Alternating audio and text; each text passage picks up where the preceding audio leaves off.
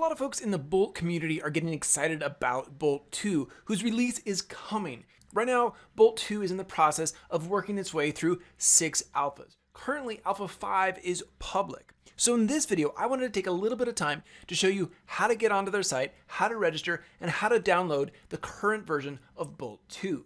What I'm going to show you is also useful for beta releases of Bolt 2, and if there's releases of Bolt 1 or Bolt 2 later on that take a little bit longer to get into the asset store and you need that update, this is the quickest way to get a hold of those updates. So the first thing you need to do is go over to the Ludic site and register with their site. Now I've done this, I haven't got any spam emails, so if that's kind of a concern of yours, you don't need to worry about that. Go ahead and register. Since I've already done that, I'm just going to press the login button. When I do that, my credentials pop up. I'm going to press the login option. So once you do that, it's going to bring you to this account page like you can see in front of you.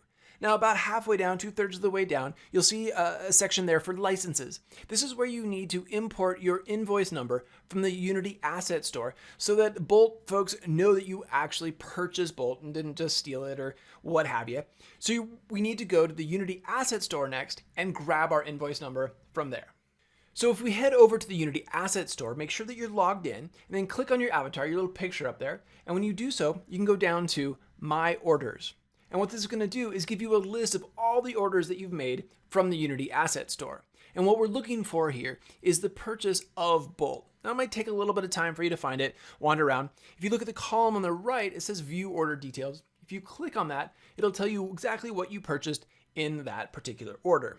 Once you've found your Bolt order, we need to copy and paste your invoice number. Now I've blurred mine out just for privacy so people don't take my invoice numbers. But copy your number, and then we're going to head back to the Bolt site. We want to click on the Link Asset Store Invoice button. And when we do that, it's going to bring up the option to paste in the invoice number from your Bolt purchase.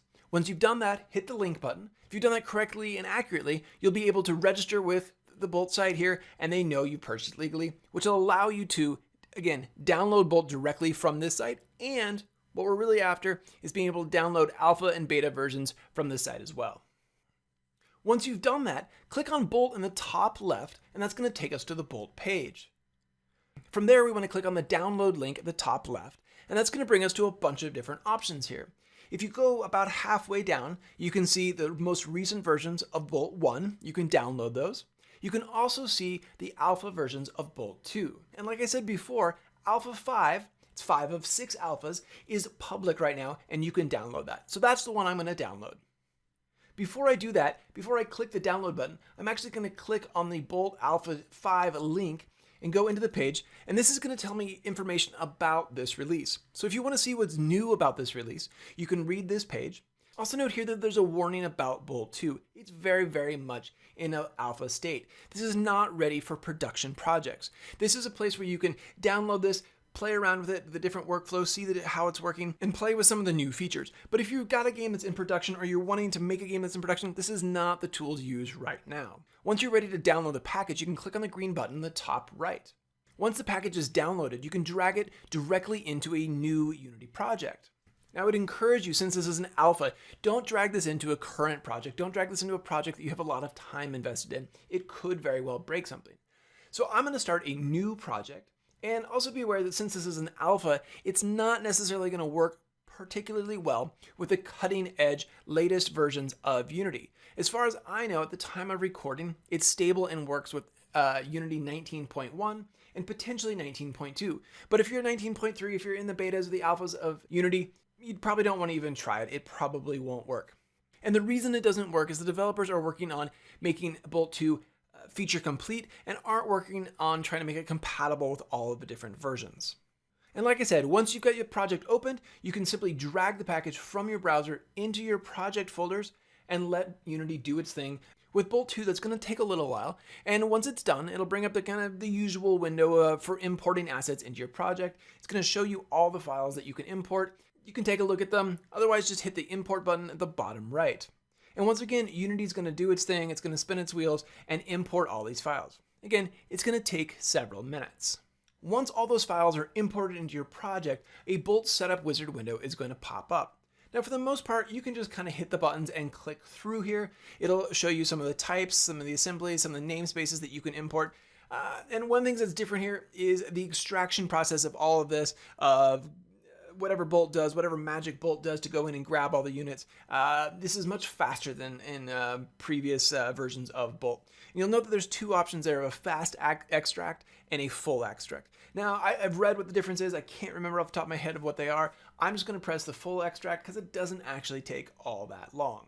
Once that's done, it's going to give you a few more options here, and you can go to the Discord community or the forums and get some more information about Bolt 2. If you don't want to do that, or you're already kind of up to speed with that, you can go ahead and hit the start button and we can start playing around with Bolt 2. Now, once we've done that, you can go up to the window menu, select Bolt, and you're going to see 5 options there. Some of these are new, some of these weren't present in Bolt 1. The first one is a toolbar. It's going to add some buttons to the top of the Unity editor, and we can go over those in a later tutorials, have to do with extraction, adding your own custom code and such things.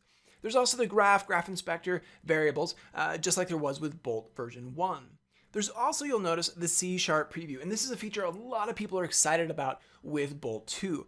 Bolt 2 is able to take your flow graph, all your units, and translate them, create C# code in real time. So what I'm going to do is I'm going to add some of these, and I'm going to show you what's going to happen. When I do that and I add all these windows, you know that it's not very responsive. I can't really move them around very well. It's really laggy, and some of that is just, hey, it's an alpha version. But if we restart Unity, we close this project and reopen it, when we reopen it and add those windows back in, they're responsive. I can move them around and place them where I want. Once I've got my windows placed where I like them, I can create a flow macro just like I did with Bolt 1. In this case, I'm just going to call mine demo and open it up in the graph window. You can see that I've got my start and update events already added to my flow macro. You can also notice up in the top right where I've got my C# preview that I've got my start and update functions in the code already placed there.